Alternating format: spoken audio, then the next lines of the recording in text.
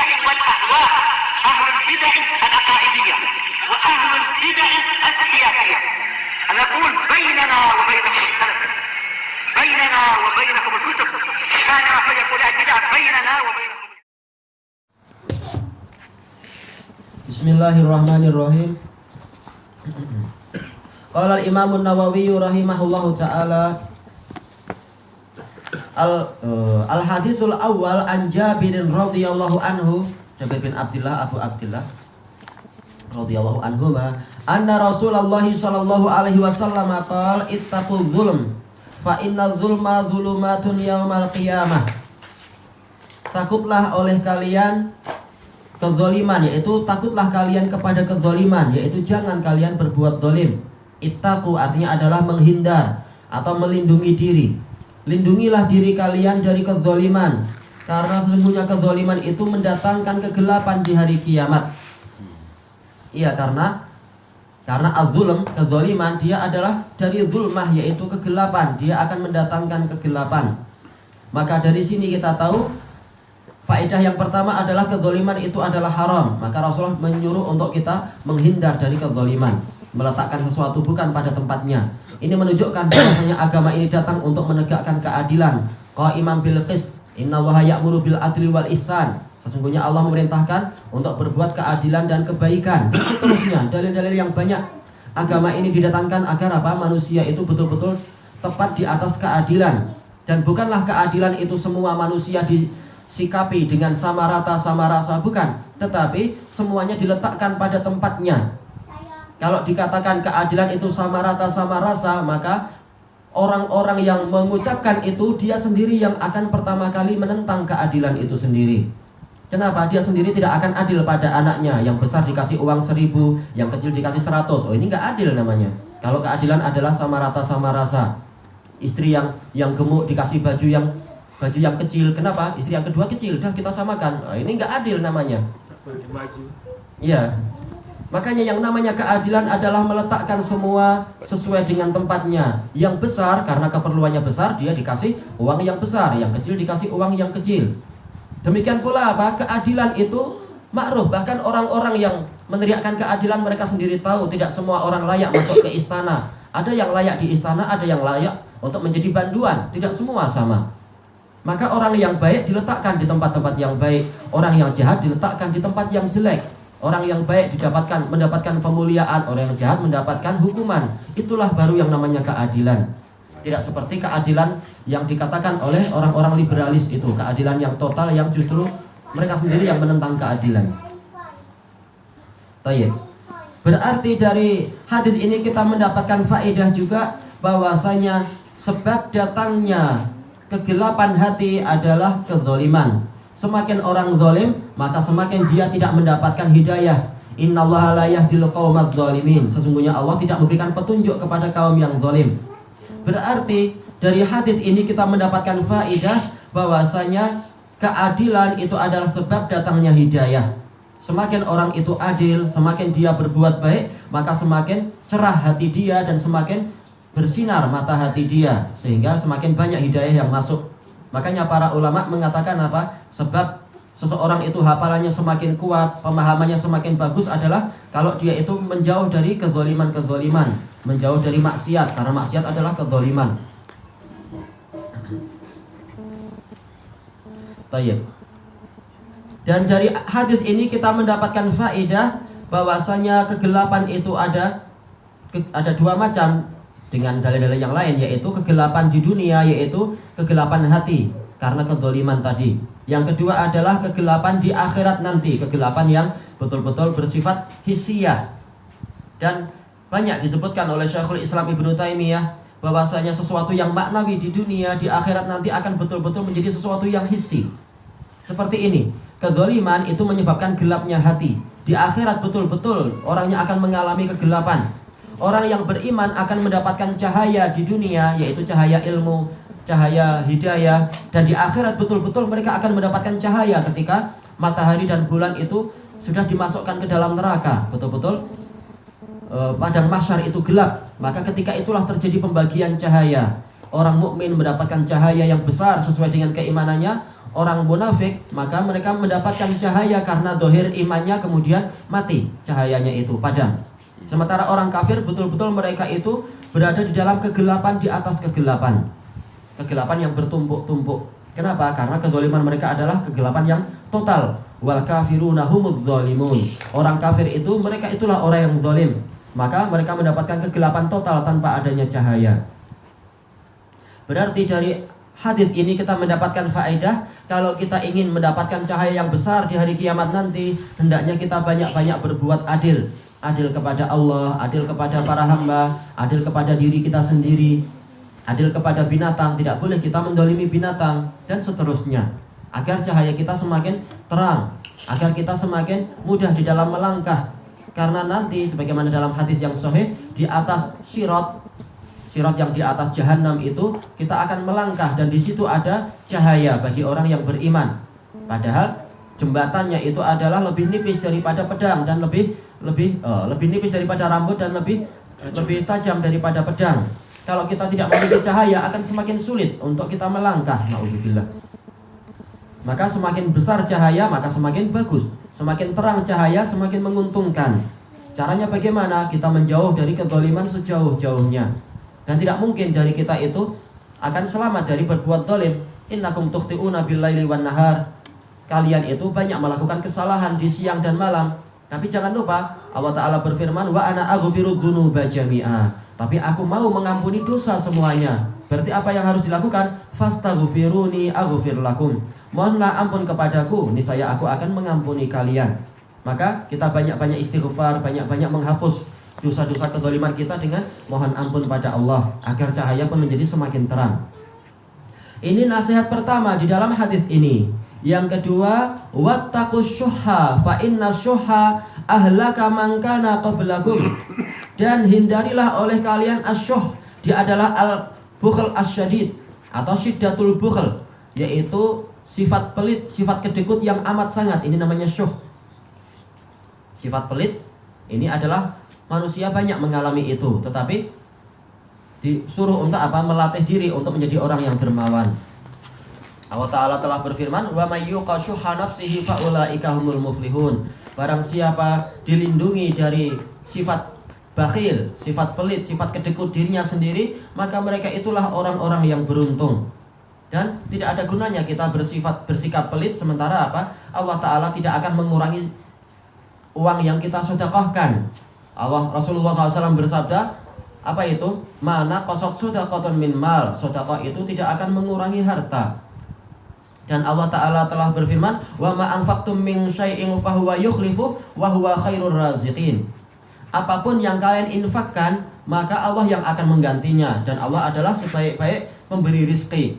Rasulullah telah bersabda, anfik ya Bilal, unfik yunfak alaik. Wahai Bilal, berinfaklah, sesungguhnya Allah akan memberikan infak kepadamu.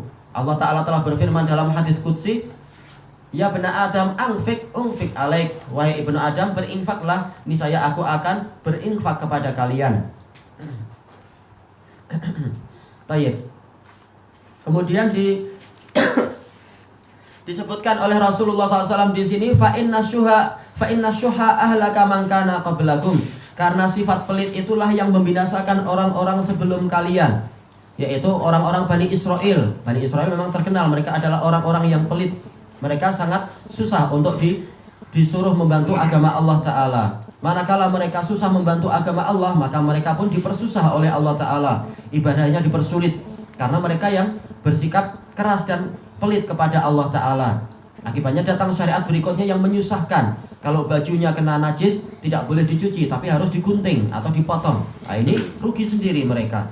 Kalau badan mereka yang terkena najis harus dikikis dengan apa? Dengan pisau sampai berdarah, baru kemudian boleh beribadah dengan badan mereka tadi. Ini ibadah yang sangat keras manakala mereka bersikap keras kepada Allah dan Rasulnya.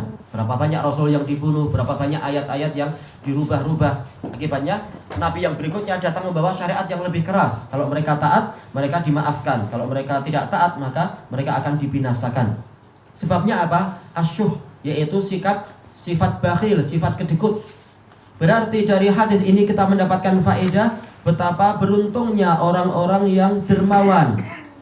kedermawanan sebagaimana dijelaskan oleh Imam Ibnul Qayyim rahimahullah ta'ala dalam kitab Madarijus Salikin. Dermawan bukan hanya dengan harta, tapi juga dengan apa? Dengan tenaga, juga dengan apa? Dengan kemuliaan. Kita punya kemuliaan di sisi penguasa, kita bantu orang-orang miskin, kita bantu orang-orang yang memerlukan. Kita bilang kepada saudara kita penguasa itu, oh ini ada orang memerlukan bantuan ini, oh ini ada orang perlu ditolong demikian dan demikian, dan seterusnya. Itu adalah kedermawanan dengan jah, dengan kehormatan kita, dan kedermawanan dengan waktu. Setiap orang kalau dia paham betapa mahalnya waktu, dia akan sangat menghargai waktu. Tetapi kalau dia melihat, oh ini lebih penting dari yang itu, sudah kita bantu yang lebih penting lagi, yang lebih penting itu lebih dulu. Ini adalah kedermawanan dengan waktu. Dan masih banyak pola-pola kedermawanan yang lain. Dermawan dengan nasihat, dermawan dengan apa? Dengan bimbingan, dermawan dengan hiburan, dan seterusnya. Itu juga kedermawanan. Jadi kedermawanan itu banyak, bukan hanya dengan harta saja. Tayyib. Ustaz pernah dengar istilah tangkai jering? Tangkai jering. Belum tahu. Nah, itu Tangkai jengkol. tangkai di sini jering itu jengkol. Tayyib. Tangkai jering itu artinya sangat kedekut. Sangat kedekut. Waktu ambil jengkol itu dari tangkainya cukup susah. Perumpamaan. Harus bayar. Tayyib, disebutkan di dalam yaitu hadis Abi Hurairah radhiyallahu anhu yang diriwayatkan oleh Imam Al-Bukhari di dalam Al-Adabul Mufrad, dan hadisnya sahih di Sahihul Musnad. Rasulullah SAW telah bersabda, syarru ma fir rajul syuhun halik wa jubnun khaliq. Perkara yang paling buruk pada seorang pria adalah sifat kedekut yang amat sangat, sampai menyebabkan dia itu banyak berkeluh kesah, dan sifat penakut yang amat sangat yang menyebabkan dia itu jantungnya hendak lepas, istilahnya. Kenapa? Seorang pria harusnya dia jadi pahlawan, harusnya dia jadi pemberani, jadi dermawan. Gabungan antara apa? Kedermawanan jiwa dengan keberanian jiwa. Maka kalau dia itu penakut, kalau dia itu adalah orang yang kedekut, maka ini adalah sesuatu yang jelek, karakter yang buruk. Ini dimasukkan oleh Imam Al-Bukhari dalam Al-Adabul Mufrad sebagai nasihat untuk apa? Hendaknya seseorang itu menjadi orang yang dermawan, menjadi orang yang pemberani, dan seterusnya. Itu adalah karakter yang baik. Dan yang paling bagus di dalam menjalankan ini adalah para nabi dan rasul. Dermawan segalanya, bahkan jiwanya untuk menolong agama Allah. Dan juga apa? Pemberani dengan keberanian luar biasa. Satu nabi menghadapi satu umat semuanya. Itu adalah keberanian yang luar biasa. Mereka dermawan sampai bahkan kehormatan mereka dicemarkan demi menolong agama Allah. Tayyib. Kemudian hamalahum ala ansafaku dima'ahum wastahallu maharimahum. Yang mana sifat pelit tadi, kedekut tadi membawa mereka, menyebabkan mereka untuk menumpahkan darah-darah mereka. Maksudnya adalah darah-darah saudara mereka. Kenapa istilahnya adalah darah mereka sendiri? Karena saudara kita adalah ibarat diri kita sendiri. Sebagaimana dalam hadis yang diriwayatkan oleh Bukhari dan Muslim dari Abi Musa Al-Asy'ari, Abi Musa ya kalau tidak salah, Rasulullah SAW bersabda, masalul mu'minina fi tawadihim wa tarahumihim wa ta'atufihim masalul jasad. Permisalan kaum mukminin dalam masalah saling cinta, saling sayang, dan saling menolong adalah bagikan satu badan. Jadi mukmin adalah satu badan. Al mukmin lil mukmin kal bunyan yashuddu ba'duhu ba'dha. Hadis Abi Musa. Mukmin yang satu ke mukmin yang lain seperti satu bangunan, sebagiannya menguatkan sebagian yang lain. Makanya menumpahkan darah saudaranya seakan-akan dia menumpahkan darah dirinya sendiri. Tayyib. Ini menunjukkan bahwasanya sifat pelit tadi menyebabkan orang itu rela menumpahkan darah saudaranya sendiri. Berapa banyak orang yang pelit dari sisi apa? Dari sisi kursinya. Dia takut kursinya nanti diambil orang, akhirnya dia mengorbankan ayahnya, mengorbankan istrinya, menjual anaknya istilahnya, atau bahkan menjual bangsanya. Menumpahkan darah sekian banyak masyarakat demi apa? Demi melanggengkan, demi mengekalkan kursinya. Demikian pula sekian banyak orang demi menjaga hartanya, dia rela untuk mengorbankan keluarganya atau mengorbankan kabilahnya. Karena apa? Karena sifat bakhil. Padahal harusnya dia tahu ayah tidak akan pernah tergantikan, sementara uang boleh dicari lagi. Saudara tidak mungkin tergantikan, sementara uang masih boleh dicari lagi, dan seterusnya. Harusnya itu yang dia pahami. Tayyib wastahallu maharimahum, dan mereka menghalalkan perkara-perkara yang haram. Ada dua penafsiran dari ulama. Maharim ini adalah dari apa? Muharramat, yaitu perkara-perkara yang haram mereka halalkan demi apa? Mendapatkan harta yang banyak. Demi apa? Tidak mau berzakat, akhirnya mereka melakukan perkara-perkara yang haram. Agar apa? Agar lolos dari zakat, agar lolos dari kewajiban ini dan itu.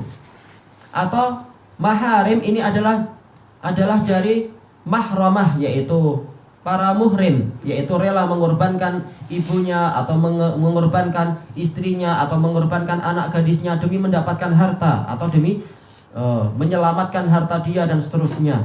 Kenapa? Karena mereka pertimbangannya terbalik, mereka lebih cinta harta daripada mencintai keluarga sendiri. Dan inilah yang membinasakan orang-orang sebelum mereka. Karena manakala mereka telah menumpahkan darah yang haram atau manakala mereka telah mengorbankan kehormatan keluarga mereka, maka Allah akan membinasakan mereka.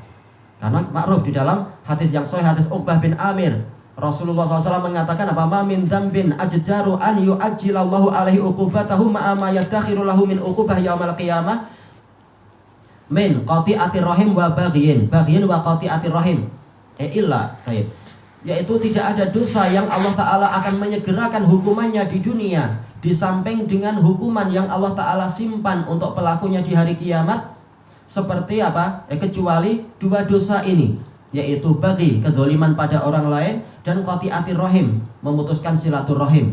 Makanya orang yang melakukan perkara yang batil tadi, di dunia dia akan binasa dan di akhirat dia juga akan celaka. Makanya dari sini Rasulullah SAW dengan kasih sayang beliau menasihatkan umat untuk menghindar dari perkara yang menghancurkan ini, berbuat dolim dan asyuh, yaitu kedekut yang amat sangat. Tayyib ilahuna wallahu ta'ala a'lam.